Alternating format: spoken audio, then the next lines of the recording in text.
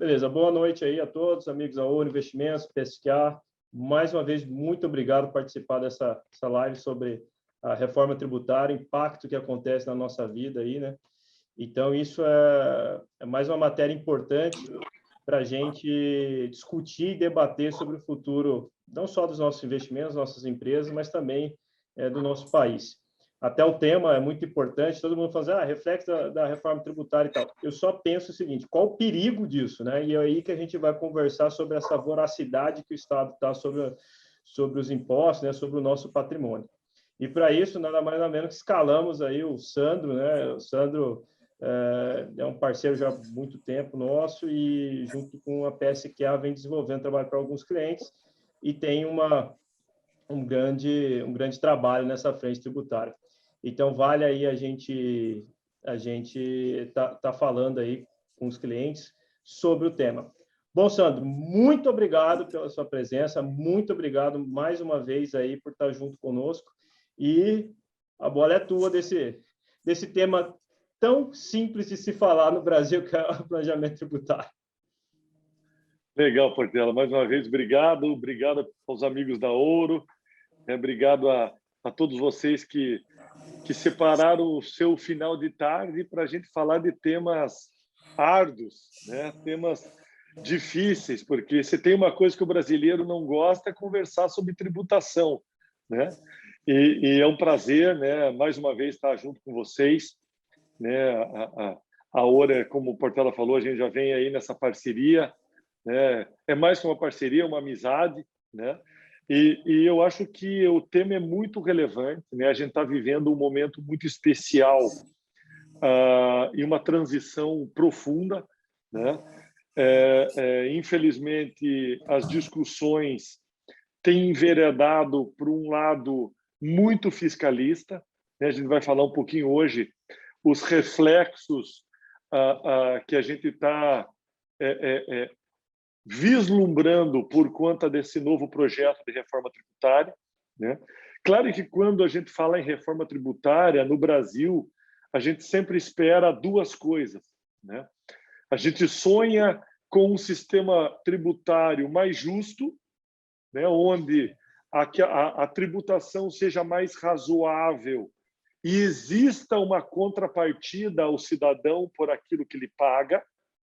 E o segundo ponto que a gente discute há décadas é a simplificação e a desburocratização, né? A gente sabe que o brasileiro hoje trabalha centenas de horas ao ano, não só para pagar o tributo, mas para atender as exigências chamadas obrigações acessórias, ou seja, preenchimento de informações digitais, ou seja, uma série de obrigações que era do fisco, pertence ao fisco, mas o fisco repassa ao contribuinte e diz assim, você faz e me entrega pronto, né?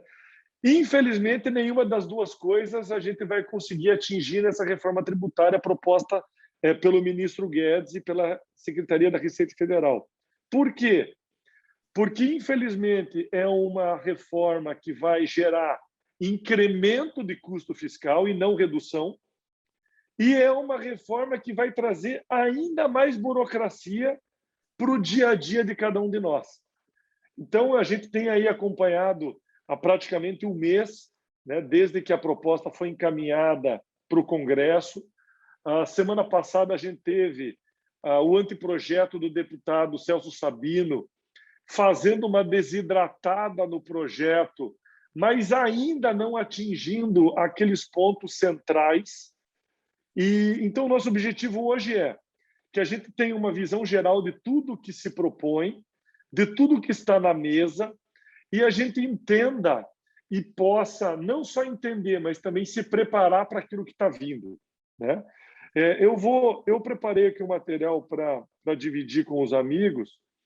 Legal, Sandro. Até nesse material aí eu vou já fazer um desafio aí, que assim, o que fica a sensação para a gente nessa proposta, né? Até o próprio Roberto Campos falava, esse manicômio fiscal que é o Brasil, que a gente olha, não tem uma reforma que tem um risco de melhorar o negócio, nunca vi desse jeito. será que a estratégia do governo é aquela antiga estratégia, né? Peço o máximo que posso, que quando vier o que der, tá sustentável, ou seja, vai ter aumento tributário de qualquer forma dentro dessa estratégia.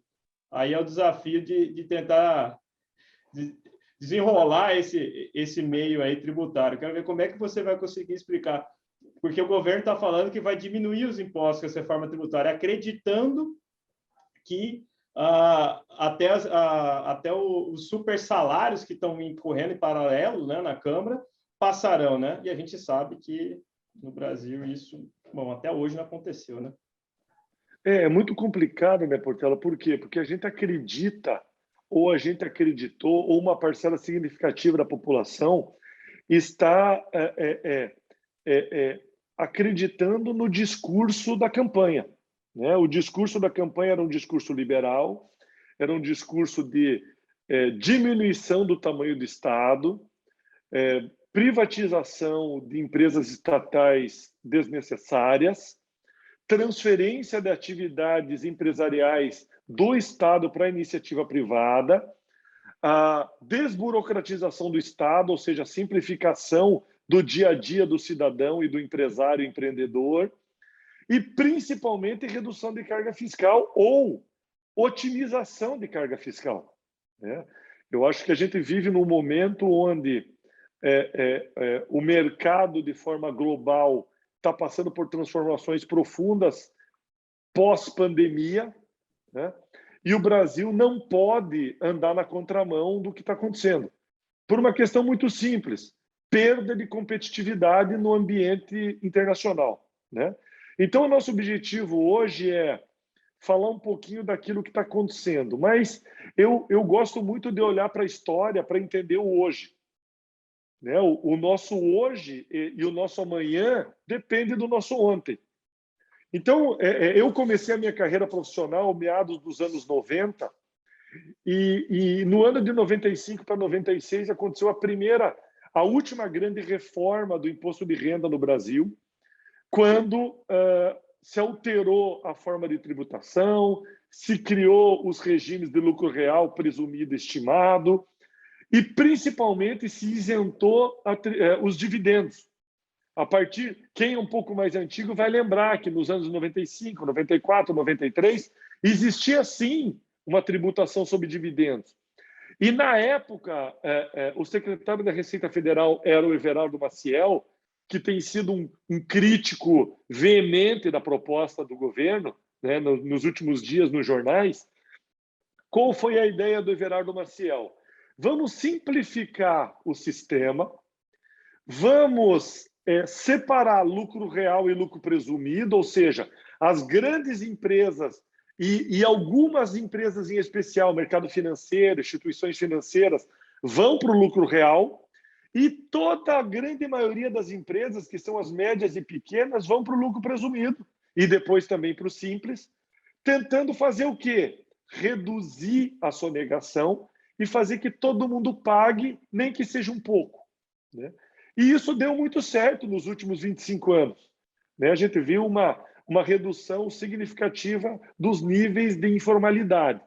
E na tributação de dividendo, qual que era a ideia dele? Olha, vamos zerar a tributação de dividendo de forma a incentivar o acionista, de incentivar o investidor a colocar o seu dinheiro em economia real, né? Seja na sua empresa, seja no mercado acionário, seja na bolsa. Com isso, as empresas geram riqueza, pagam tributo no nível corporativo e repassam o resultado sem tributação para o acionista.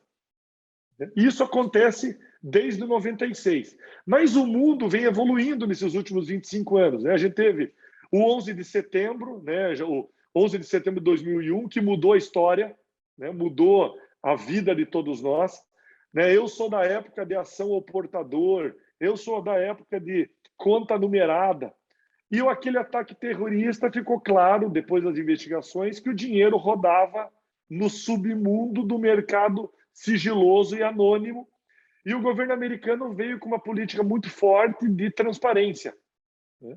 Isso evoluiu até 2008, 2009, quando teve a crise do real estate nos Estados Unidos, e o governo Obama implementou o FATCA, que é um grande Serasa mundial para contribuintes americanos. Né? O que o Obama fez? Tem muito dinheiro americano no mundo, tem muito dinheiro americano offshore não sendo tributado, eu quero um pedaço desse dinheiro que ele seja tributado na América. Em 2012, a comunidade europeia também começou um movimento de tributação global, principalmente das grandes corporações de tecnologia. Então, a gente tinha Facebook, Google, Amazon, grandes corporações globais que não pagavam imposto em lugar nenhum por conta de grandes planejamentos tributários. E a comunidade europeia começou, através do BEPS, implementar regras visando afastar a elisão fiscal. E aí a gente chega em 2020, pandemia, fechamento dos mercados, crise financeira profunda, e o que os governos mundiais começam a fazer? Imprimir dinheiro e dar dinheiro para a população. Né? Literalmente, os governos deram dinheiro para os seus cidadãos. Nos Estados Unidos, foram praticamente 4 trilhões de dólares distribuídos na população. O Brasil distribuiu alguns bilhões na população de baixa renda.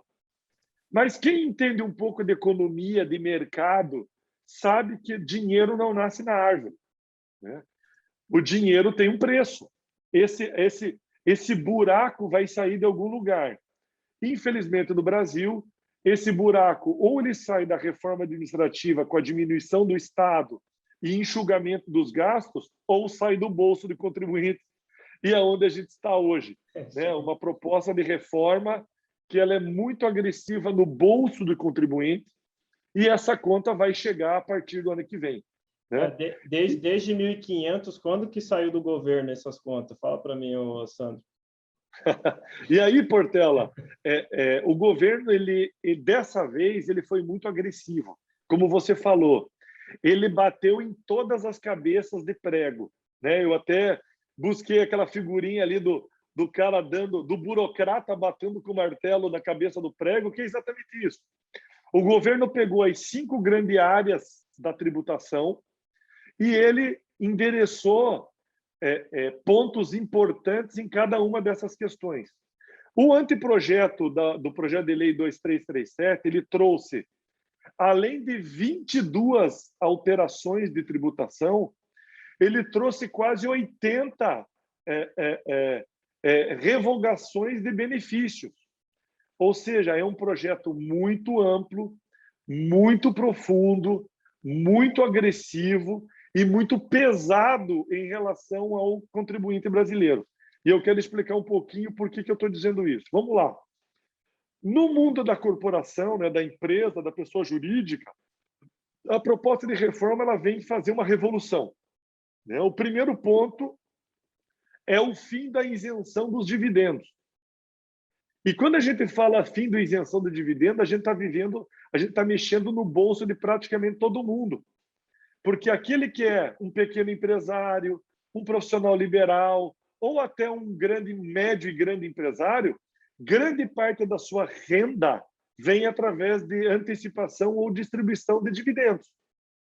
O médico que tem a sua clínica, o advogado no seu escritório, o agente autônomo de investimento na sua empresa, o profissional do agronegócio, o pequeno empreendedor, ele tem o seu prolabore, mas a grande parte da remuneração vem do dividendo. O que o governo se propõe? Acabar com a isenção e tributar 20% os dividendos a partir de janeiro de 2022. Se eu tenho um acionista em paraíso fiscal, é 30%.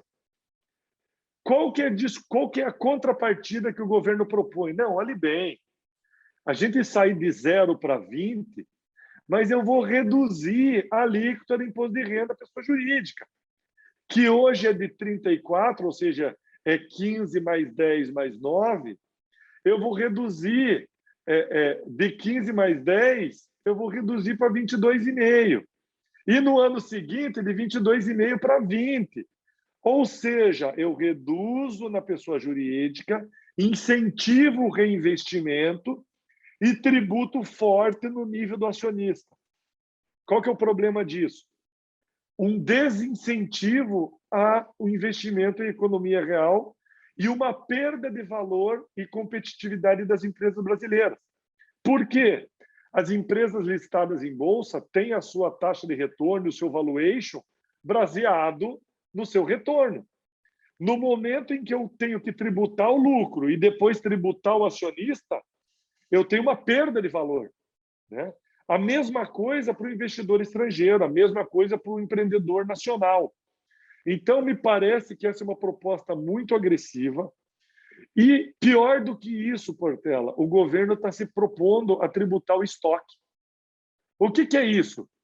A gente sabe que as famílias brasileiras, as empresas, elas têm a tradição de não distribuir tudo para a família. Ela reinveste. Portanto, a grande maioria das empresas familiares brasileiras, e até as grandes corporações listadas em bolsa ou não, ela tem o que a gente chama contabilmente de reserva de lucro. São lucros acumulados que não necessariamente não foram distribuídos para o acionista, ou estão no caixa, ou estão em reinvestimento. E essa proposta diz o seguinte: eu quero tributar a reserva de lucro. Isso é um absurdo, é inconstitucional, é contra o princípio da retroatividade, é contra o princípio da segurança jurídica, é contra tudo aquilo que a Constituição e os livros nos ensinam. Mas essa proposta busca tributar o estoque, ou seja, eu não quero tributar só o lucro de 1º de janeiro de 22 para frente. Eu quero tributar também o lucro que a empresa acumulou ao longo dos últimos anos. Ou seja, tem uma discussão muito grande aqui. Isso não está claro nem no projeto do governo, nem no anteprojeto do deputado Sabino. Existe uma grande chance de judicialização, ou seja, uma avalanche de ações judiciais discutindo esse tema. Mas não parou por aí. O que o governo também propõe? O fim da JCP. O que é a JCP? É um incentivo criado na legislação que é o seguinte: eu, acionista, posso ser remunerado pelo capital investido na empresa, e quando a empresa ela pode me pagar juros sobre capital próprio, eu pago 15% como acionista, e 100% daquilo que a empresa me pagou, ela é dedutível na base do imposto de renda. Ou seja, para a empresa é muito vantajoso, porque ela paga o seu acionista, remunera o seu acionista e usa 34% de crédito fiscal. Ou seja, o acionista paga 15% e a empresa economiza 34%. O governo diz: não quero mais juros sobre capital próprio.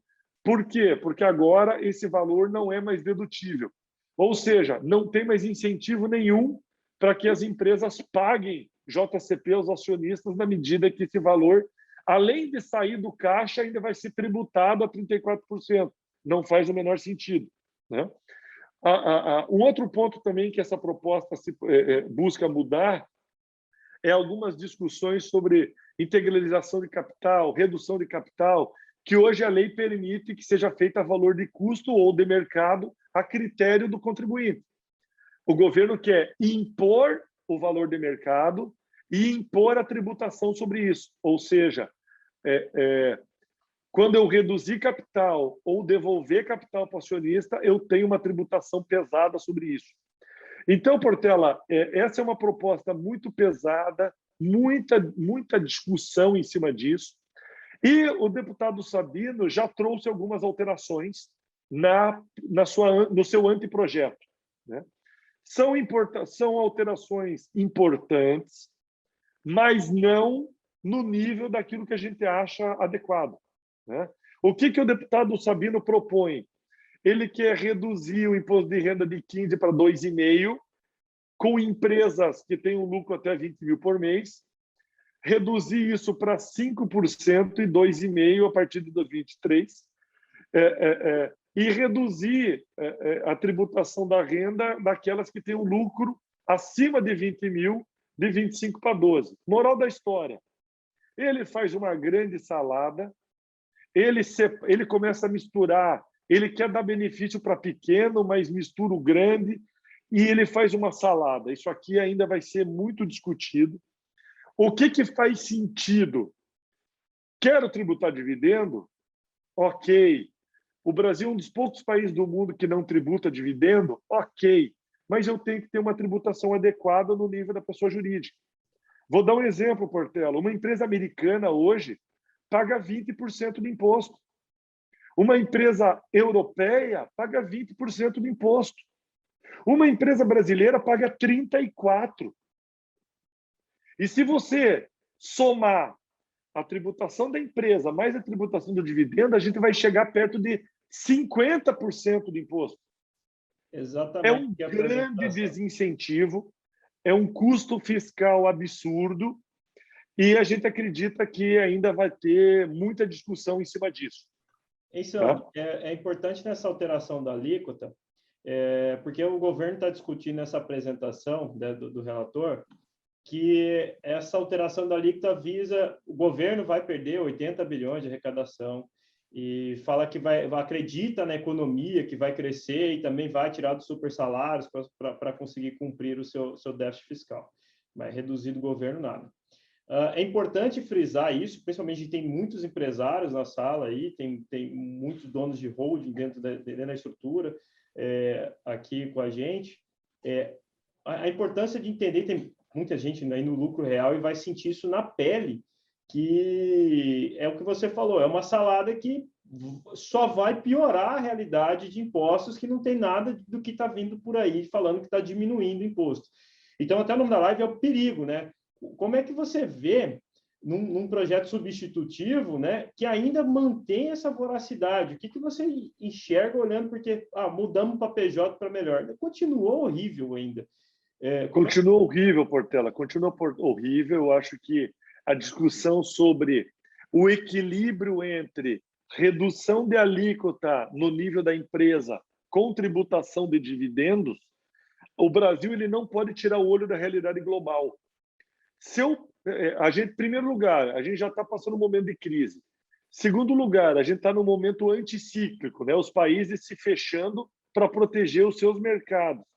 Se eu começo a tributar fora da realidade global, eu sou muito menos atrativo, não só para o meu empreendedor brasileiro, né?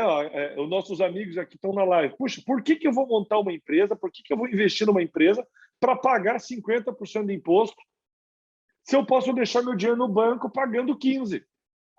Né? Então, eu acho que é um grande tiro no pé, né?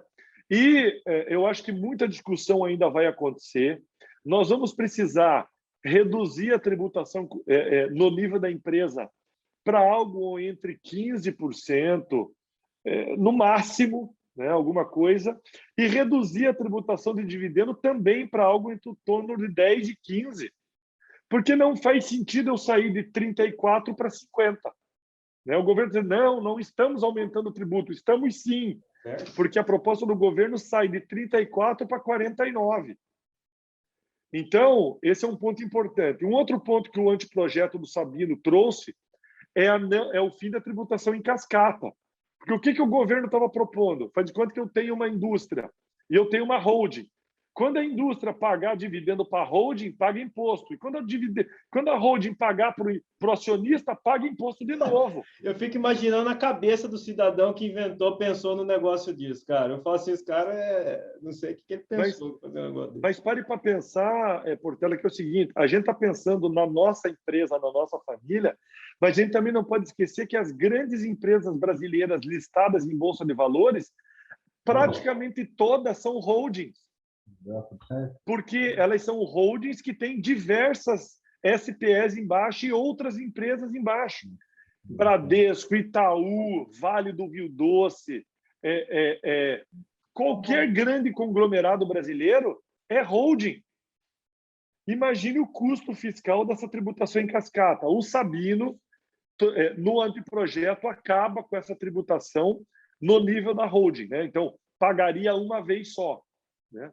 O Sabino, para tentar compensar, também propõe a regulação de uma série de benefícios que hoje ainda estão vigentes em favor de empresas cosméticas, de medicamentos e empresas de aeronaves. E também sugere aqui uma tributação, pasmem, o funcionário público, o servidor público que recebe auxílio moradia e auxílio transporte não paga imposto sobre esses valores, ou seja, puxa vida, é uma loucura. Então, assim, mas o que foi mantido? O que foi mantido, Portela? Dividendo a 20%, fim da JCP, apuração anual do lucro real, o mesmo modelo de base de cálculo de contribuição e imposto de renda, manutenção da tabela progressiva e alguns outros detalhes ali de imposto de renda à pessoa física. Mas, no final do dia, o Sabino, ele melhorou não, vamos lá. Ele deixou pior... Despiorar, né, o pessoal fala. Ele deixou menos ruim. Né, ele reduziu o mal em 20% e 30%. A gente ainda tem um modelo corporativo bastante pesado. Né?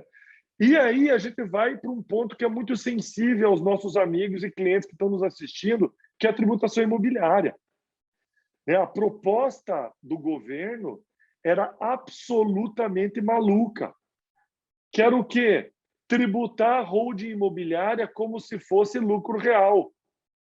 A gente sabe muito bem que, se eu sou um brasileiro, né, e a gente aprendeu com nossos pais e nossos avós, que a gente gosta de imóvel. Né? Brasileiro é patrimonialista. Ele gosta de imóvel, ele gosta de fazenda, ele ganha dinheiro e compra imóvel. O que acontece? Se eu tenho hoje na pessoa física um aluguel, eu vou pagar 27,5% de imposto de renda. Se eu tenho um ganho de capital, né, se eu compro uma área por 10 e vendo por 100, eu vou pagar a tabela progressiva de 15 a 22,5% na pessoa física. O que a gente tem feito há muitos anos nos planejamentos e estruturação de famílias? Né? Nós sempre orientamos a criação da holding imobiliária, né? Que a holding imobiliária nada mais é do que uma pessoa jurídica que passa a ser dona e gestora dos imóveis da família ou do grupo. Qual que é a vantagem hoje da holding imobiliária? O aluguel, que era 27,5%, passa a ser 11%, 33% a 14,5%. Ou seja, tem uma redução sensível de tributação para aluguéis. O custo de venda, que é de 15% a 22% no nível da pessoa jurídica, perdoe, ele fica na média entre 6,5% e 7% no lucro presumido. Ou seja, existe uma grande vantagem tributária de você ter uma holding imobiliária. Só que a holding imobiliária ela não existe só para fins fiscais. Por quê? Porque eu também posso fazer a minha sucessão, fazer o planejamento sucessório das cotas ou ações. Eu posso instituir usufruto, encargos e condições. Eu posso também criar minha governança, acordo de acionistas, acordo de cotistas. Vou dar um exemplo simples. Todo mundo já viveu isso na sua família de um jeito ou de outro. O nosso querido antepassado faleceu e deixou um imóvel. E aquele imóvel é dividido em 3 irmãos. Vira uma confusão a gestão daquele imóvel, porque a gente tem um condomínio civil, são 3 donos. Ou seja, aquelas regras do Código Civil passam a incidir sobre o meu imóvel. Se o meu irmão não assinar, não acontece nada. Quando esse imóvel está dentro de uma holding, eu tenho regras, eu posso criar governança, ou seja, além do benefício fiscal, eu também tenho o benefício sucessório e de governança para ter uma empresa imobiliária. Outro ponto importante, as grandes incorporadoras nada mais são do que empresas imobiliárias. E elas se utilizam do regime especial de tributação, o RET, né, para fazer loteamento, construir prédio, fazer condomínios, e ela paga 4%. O que a proposta do governo diz? Olha, acaba o lucro presumido, toda empresa imobiliária que tenha receita acima de 50% de receita imobiliária passa a ser lucro real. Portela, a gente vai sair de 11,33 para 49 de imposto.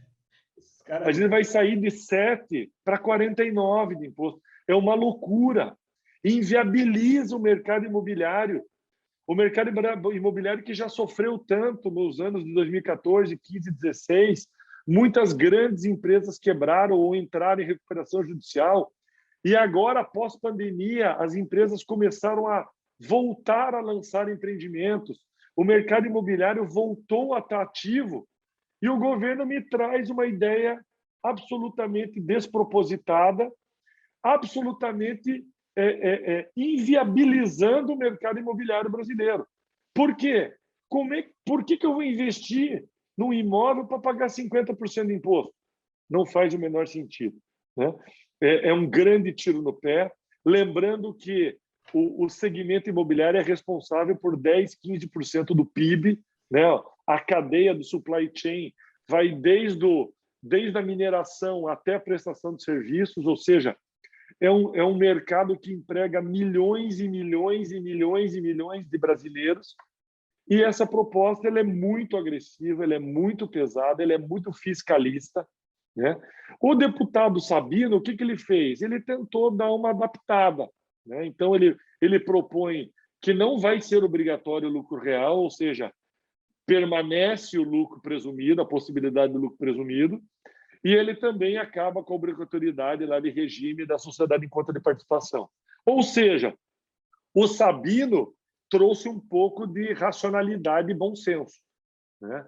O Sabino ele traz um novo modelo. Mas qual que é o problema? Não resolve, porque a gente ainda tem tributação de dividendo. Lembra que muitos dos nossos amigos que estão nos assistindo hoje, que têm a sua empresa imobiliária familiar ou que são investidores no mercado imobiliário, sabem que uma parte importante do retorno do investimento imobiliário é porque eu tenho dividendo zero, né? A partir do momento que ainda no presumido eu tributo dividendo, muda completamente a taxa de retorno de investimento imobiliário, muda completamente a valorização e valuation dos ativos imobiliários e das empresas imobiliárias. Ou seja, a proposta do Sabino, ela cobre a cabeça, mas descobre o pé. E Sandro, ainda mais pensando aqui no Mato Grosso, que a gente tem alguns produtores que estão nos assistindo aqui também, os contratos, né, que são feitos entre operações, né, entre empresas e holdings e suas próprias... Arrendamento de terra, parceria agrícola, ou seja, as atividades agrícolas vão ser totalmente atingidas por esse novo modelo, né? A gente sabe que o empreendedor agro, na pessoa física, ainda tem uma série de vantagens, né? A gente sabe que a gente sempre brinca com nossos clientes. A tua operação agro é na física e o teu patrimônio é na jurídica. Ô, Sandro, conversando. Você não pode falar que tem vantagem para produtor, não, viu? Aqui todo mundo acha que não tem vantagem nenhuma produtor. Não, mas quando eu digo que a vantagem, assim, existe ainda uma série de possibilidades lá no anexo do imposto de renda que já não existem mais para outros setores da economia, né? Vou dar um exemplo. Os abatimentos, né? Os investimentos, tudo aquilo entra como despesa na operação agro. É isso, né? aí. O que não acontece em outros segmentos. Entretanto, a operação agro, e aqui os nossos amigos que estão nos acompanhando vão concordar comigo, existe uma grande falácia, que é a seguinte: o agro não paga imposto e o agro é uma moleza. Peraí.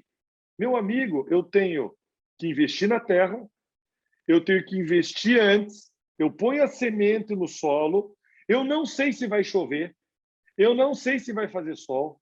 É o único negócio que eu faço all-in, né? Que nem em pôquer. Eu faço um all-in e torço para os céus ajudar, né? Ou seja, eu planto, eu coloco a semente no solo e eu espero o divino fazer a parte dele. E, além do divino, eu ainda tenho que depender de Chicago. Eu não sei como que Chicago vai reagir, né? Não sei como é que vai ser. Eu dependo do dólar. Eu não sei se o dólar vai subir ou vai descer, porque a gente sabe muito bem, né? Eu sou muito próximo do agronegócio. A gente teve escritório em Rondonópolis nos anos 2000, então eu vivi de perto a quebra da soja de 2005, né?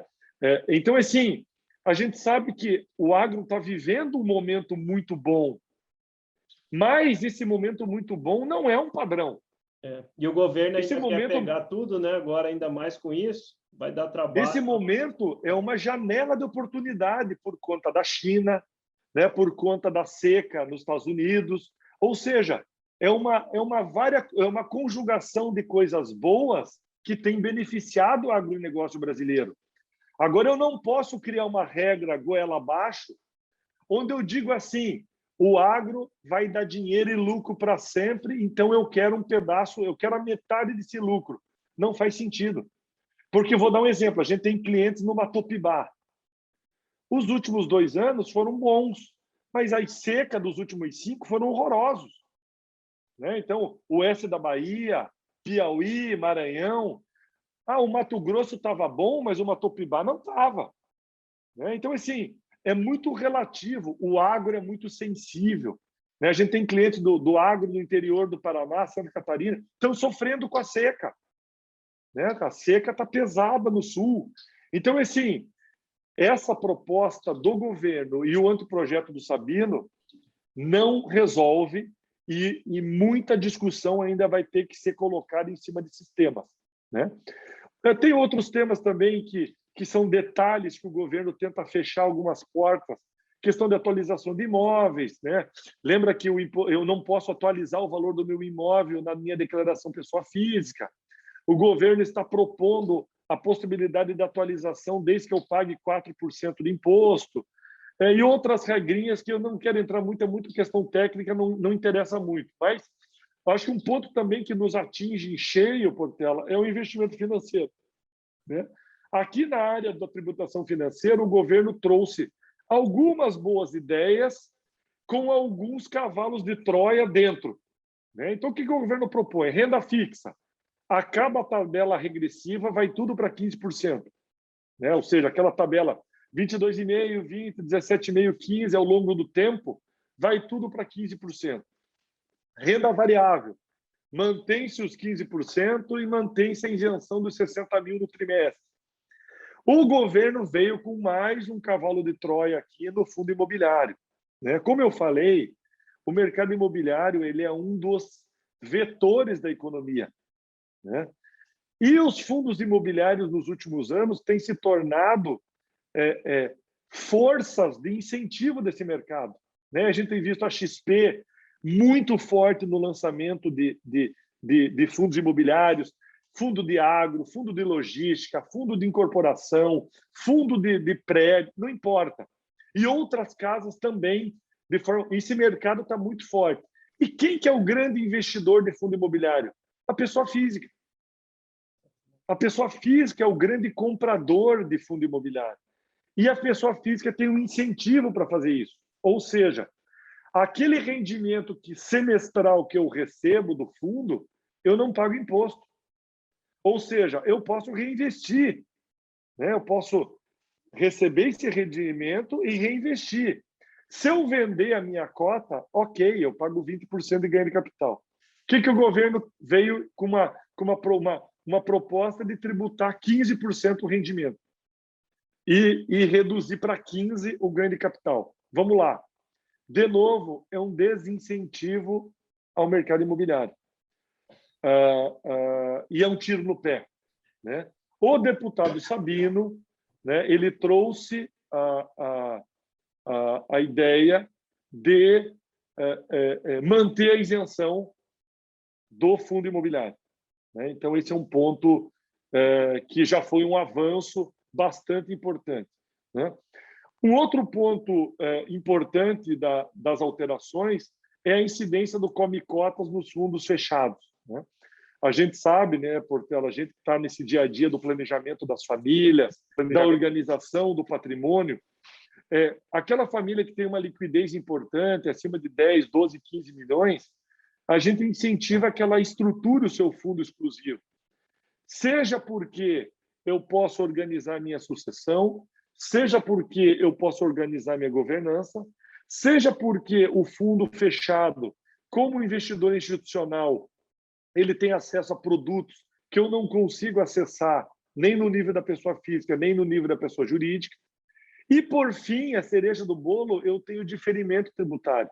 Ou seja, todas as operações de investimentos financeiros que foram implementados através de um fundo exclusivo, eu só pago o imposto no momento da amortização ou resgate. O que o governo está dizendo? Não, não, não. Eu quero acabar com isso. Eu quero implementar o Come Cotas anual, todo mês de novembro, ou seja, independente de resgate e amortização, todo mês de novembro eu faço o recolhimento da tributação. E com isso, tem um outro detalhe importante aqui que nos preocupa, a tributação do estoque. Assim como no dividendo, o governo está dizendo o seguinte, tudo aquilo que você já ganhou, eu quero um pedaço também. Vou dar um exemplo. Eu abri um fundo com 10 milhões há 10 anos atrás e hoje eu tenho 20 milhões. Uhum. Ou seja, a minha cota ela saiu de R$1 para R$2. Né? A minha cota era R$1 de principal e R$1 de rendimento, resultado financeiro. O governo está dizendo o seguinte, aquele rendimento que você já ganhou, eu quero um pedaço. Não é só daqui para frente.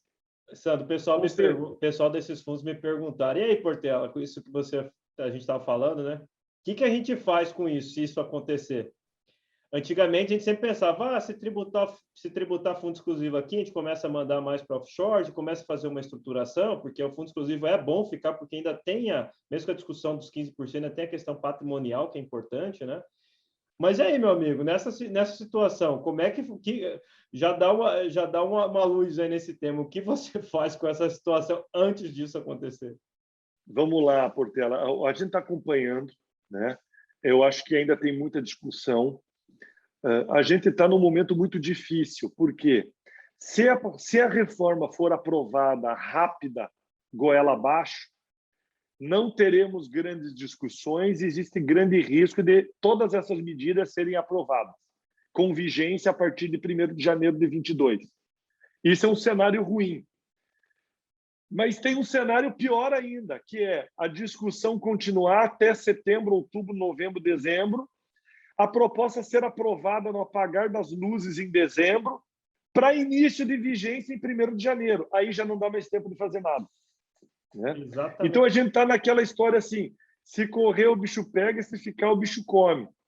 Em relação ao fundo exclusivo, a gente sempre tem orientado que o fundo exclusivo continuará sendo uma ferramenta patrimonial importantíssima. Isso aí. Pelas razões que eu disse. Primeiro, possibilidade de organização sucessória. Isso. Segundo, possibilidade de governança, organização de regras.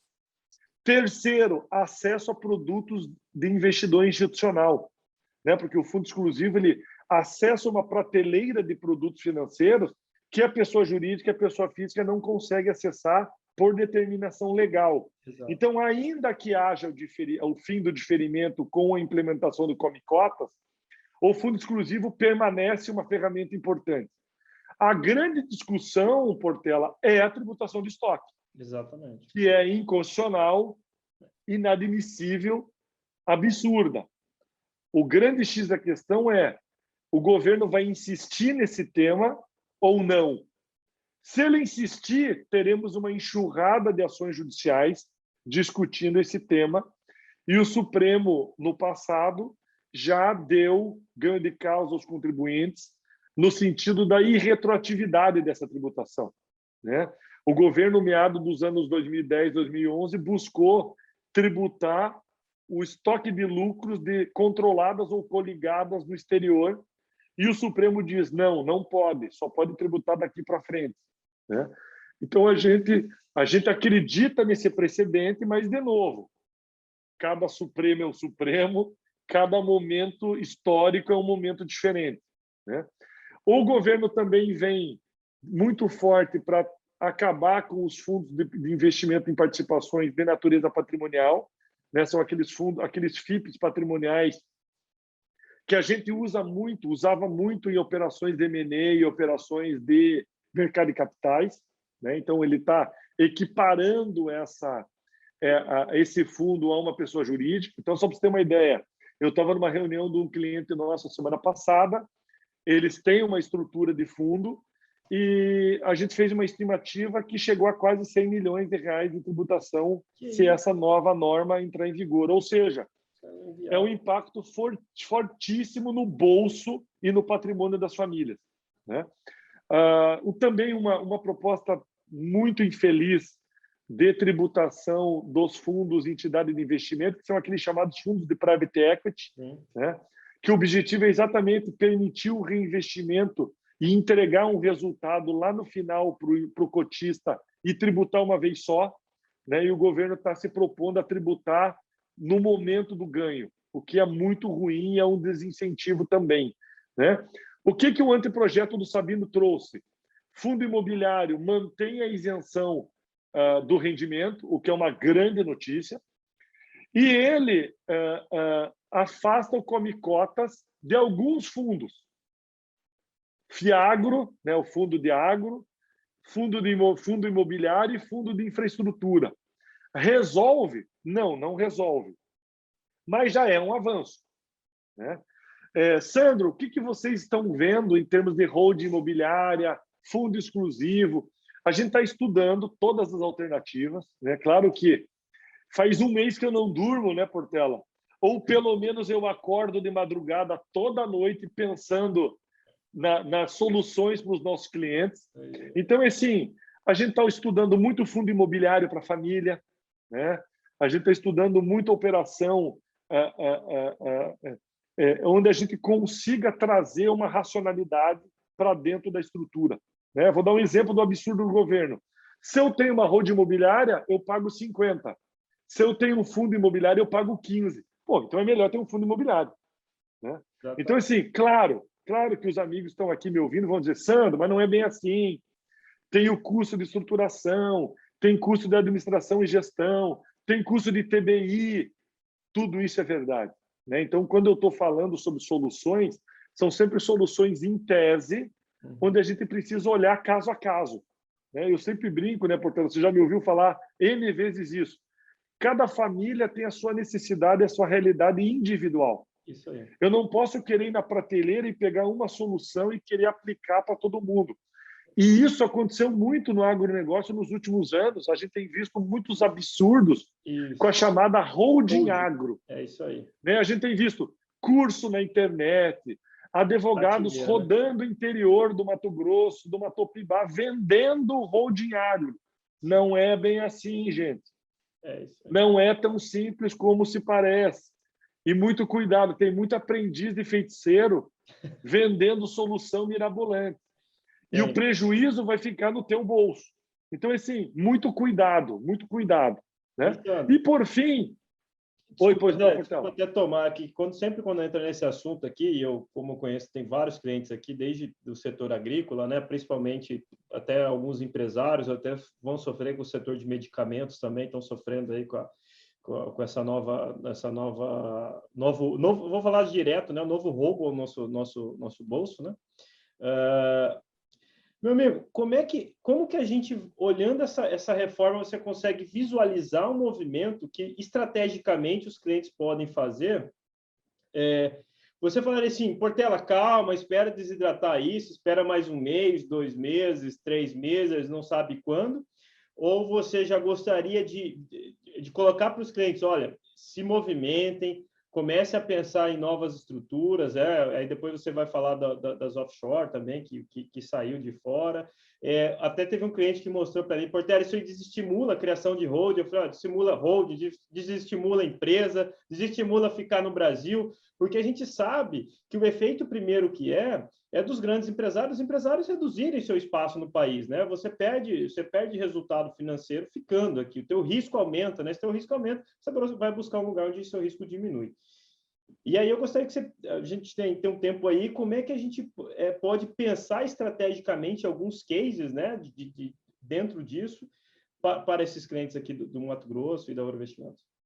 Tá, então eu vou me permitir pegar essa tua pergunta e responder daqui 2 minutos, quando chegar num outro ponto que eu quero mostrar, né? E aí a gente vai falar exatamente disso.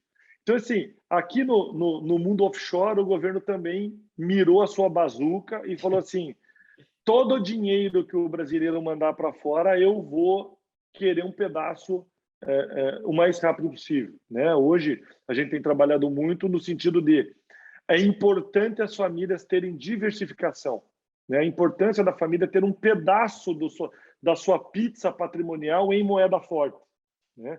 Quem me conhece sabe que eu sempre digo, riqueza não é medida em real, riqueza é medida em moeda forte. Vou dar um exemplo. Nossa. $1 milhão hoje continua sendo $1 milhão e era há 5 anos e 10 anos atrás. Isso aí. $1 milhão há 10 anos atrás era R$2 milhões.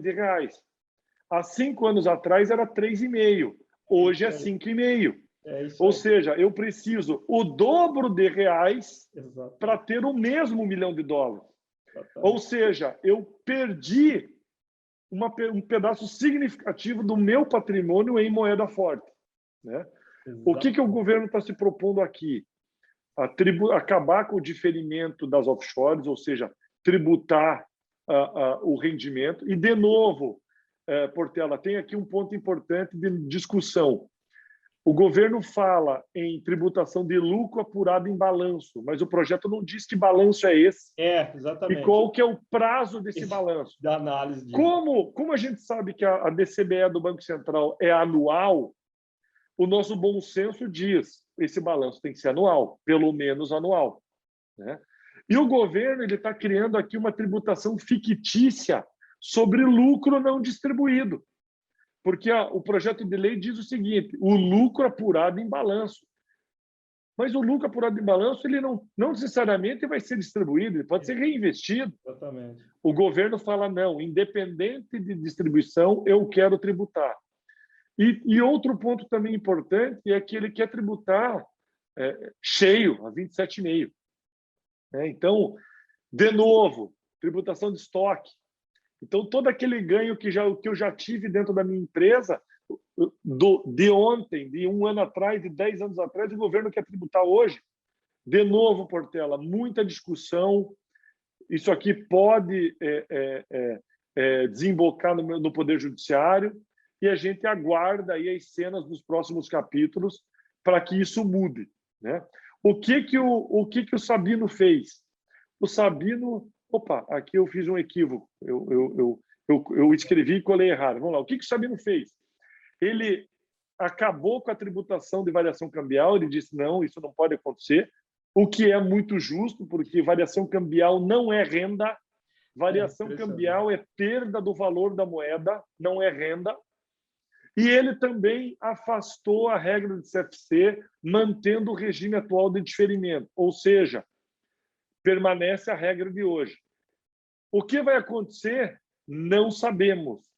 O que a gente sabe é que muita coisa ainda vai passar por debaixo. Está aqui. Eu que tinha rodado diferente. Está aqui. Ó. Não tributação da variação cambial e manutenção do diferimento para as offshores.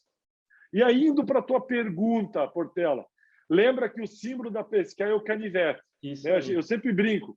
Esqueçam do Sandro, mas lembrem do canivete. É isso aí. O canivete é o que a gente vem trabalhando com os nossos clientes há 25 anos, que é a organização do patrimônio da família de forma estratégica. Quando eu digo de forma estratégica, quer dizer que eu tenho que usar diversas ferramentas em favor do meu patrimônio, em favor da minha família, buscando principalmente otimização de carga fiscal.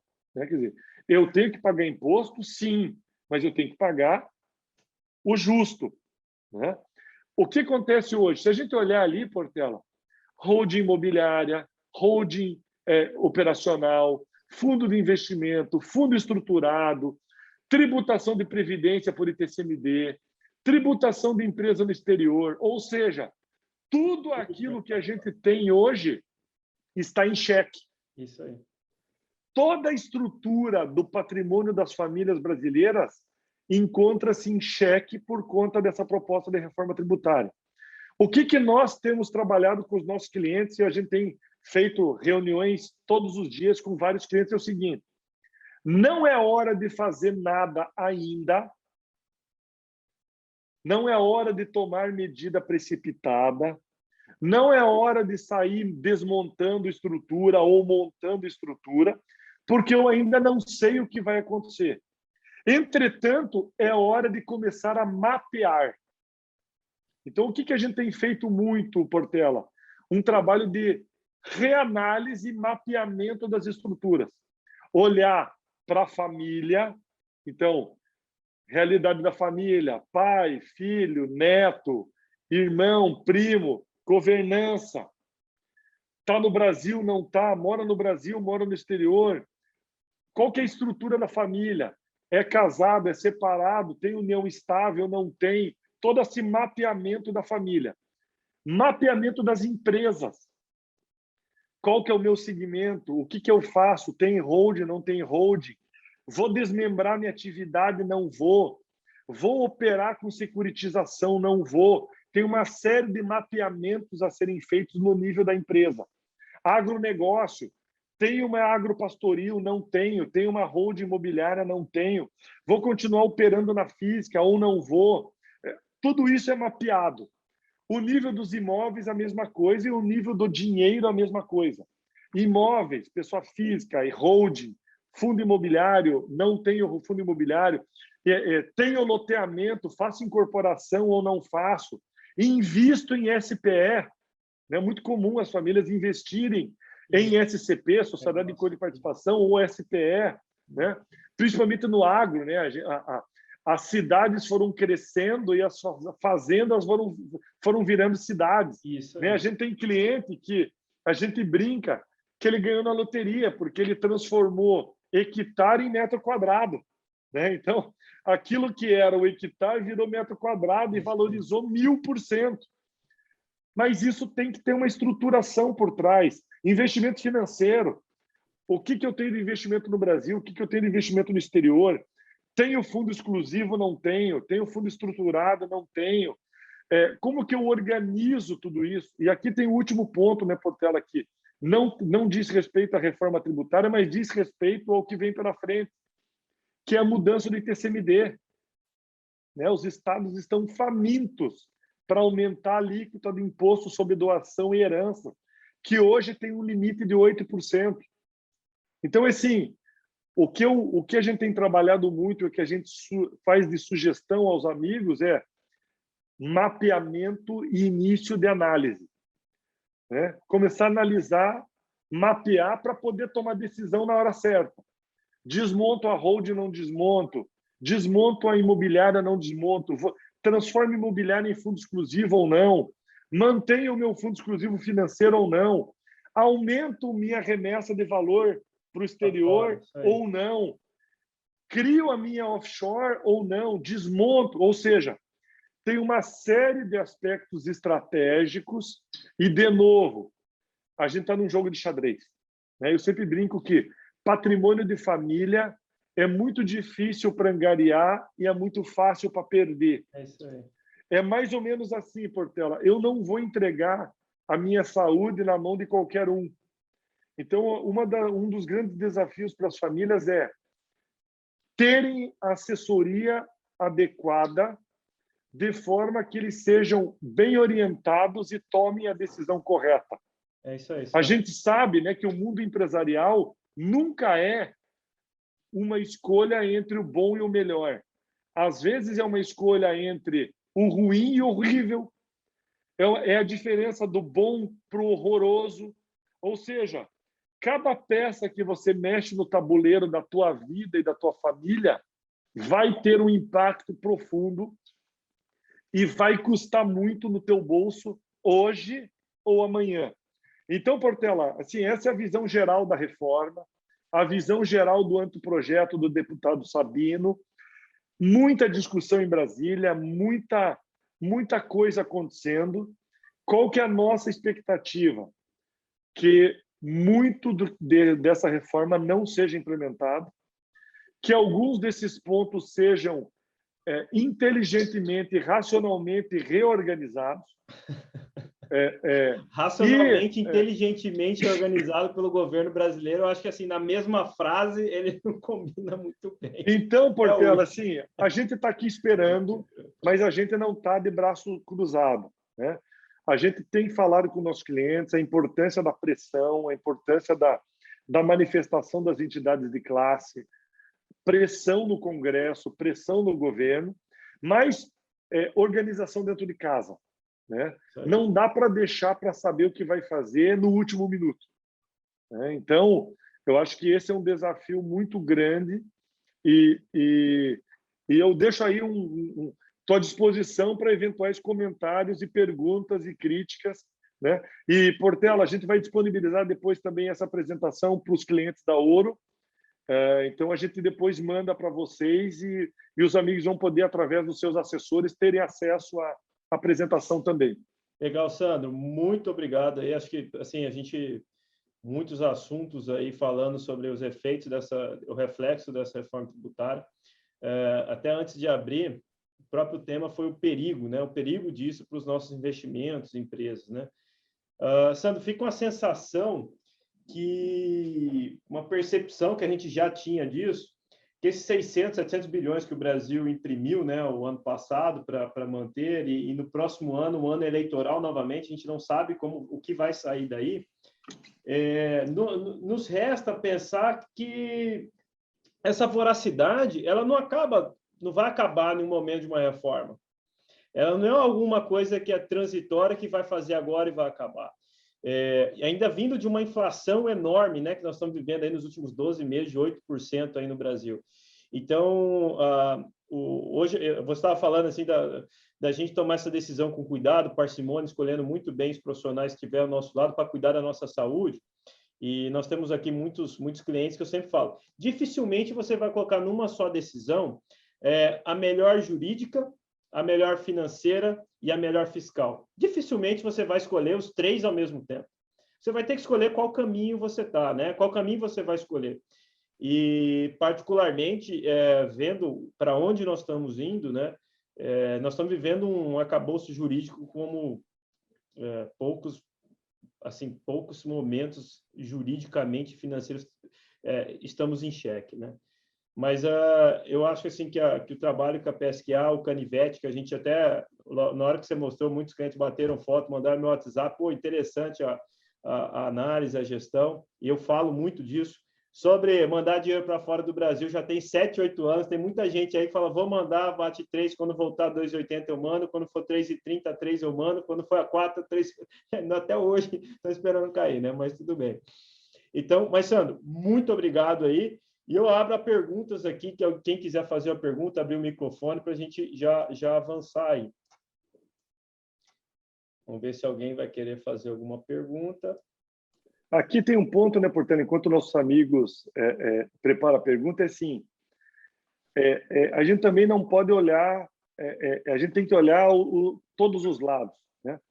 A gente sabe que o Brasil, ele é um país de oportunidades, né? A gente sabe que, por mais difícil e cíclico que o país seja, o Brasil ainda é um país fértil para oportunidades e o brasileiro é muito empreendedor, né? Eu acho que qual que é a mensagem que eu queria deixar? Claro que a proposta é ruim, claro que a tributação o projeto é mal estruturado.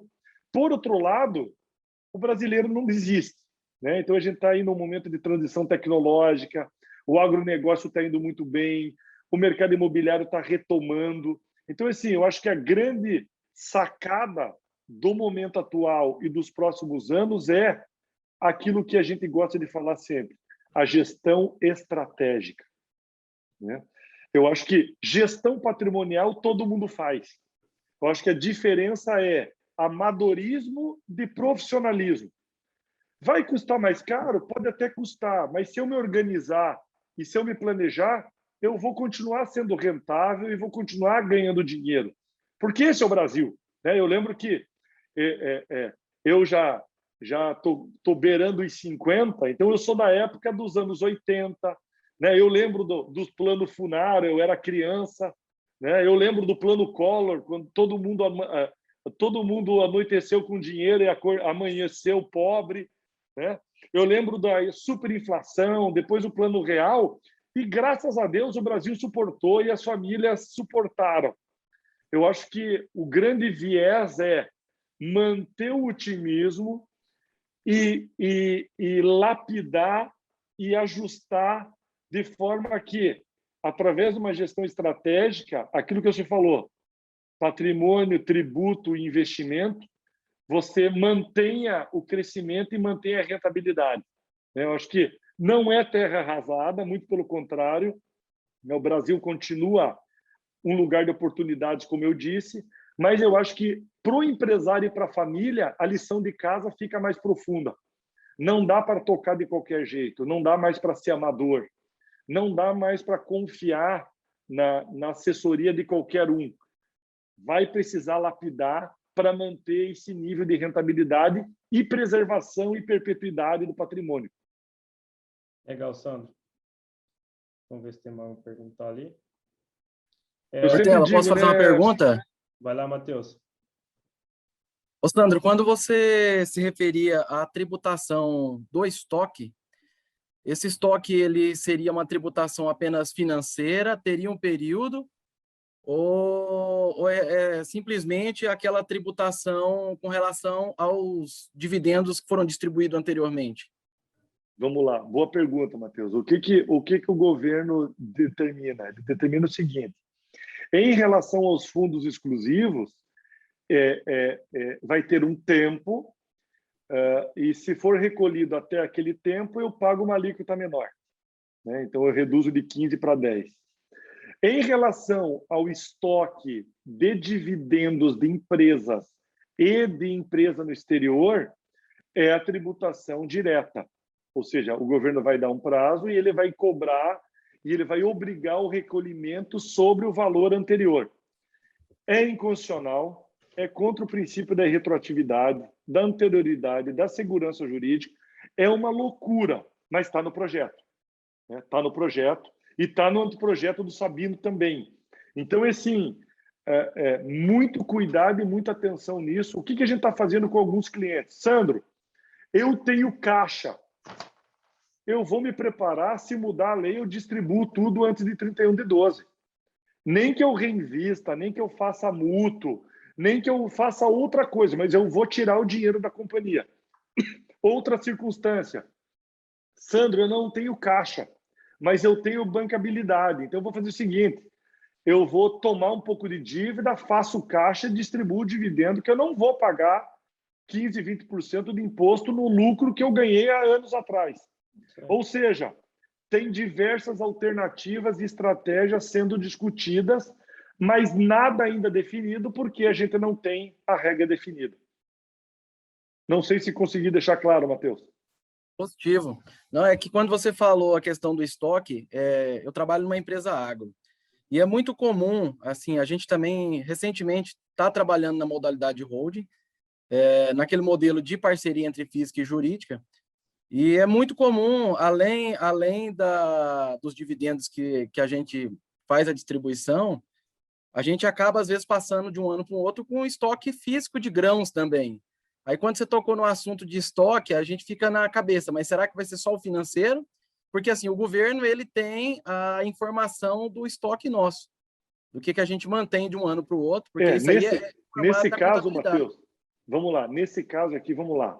A gente não pode esquecer que o lucro da empresa, ela está lá no patrimônio líquido, né? Mas nem sempre está no caixa, né? Como você bem disse, eu não tenho dinheiro, eu tenho grão. E quando a gente olha o balanço de uma empresa, geralmente o acionista tem 3 dinheiros. Ele tem o caixa da empresa, a disponibilidade, aquele dinheiro que está lá aplicado no mercado financeiro. Ele tem estoque, né? Porque ele opera com estoque, e ele tem recebíveis. O dinheiro está dividido nessas 3 categorias: caixa, estoque e recebíveis. Entretanto, contabilmente, ele é uma linha do balanço. Eu ganhei, vou dar um exemplo, eu ganhei 1 milhão, eu tive 1 milhão de lucro no ano passado. Eu distribuí 500 para o acionista e esse 500 eu não distribuí. Como você disse, no teu caso, esse 500 não está no caixa, ele está no estoque, ele está no silo. Exatamente. Mas, contabilmente, tem 500 ali. O que o governo, na proposta dele, ele está dizendo o seguinte: não me importa onde está o teu dinheiro, eu quero tributar esse 500 que está aqui no teu balanço. Vai obrigar você a fazer o quê? Vender grão para poder pagar o imposto. Então, é uma tributação absurda, agressiva, inconstitucional, mas, se implementada, vai trazer muita dor de cabeça. Por quê? Você ainda é um privilegiado, que você tem estoque. Agora, imagine aquele empresário que pegou o lucro e construiu um galpão novo. Ou seja, ele imobilizou, ele não tem aquele dinheiro. Da onde que ele vai tirar dinheiro para pagar o imposto do estoque? Então, são pontos muito sensíveis e é uma tributação muito agressiva. Por isso que essa gritaria de forma geral no mercado, né? A gente teve aí há 10, 15 dias atrás mais de 200 entidades empresariais brasileiras assinando uma carta conjunta contra o projeto de reforma. Por quê? Porque é um projeto muito fiscalista.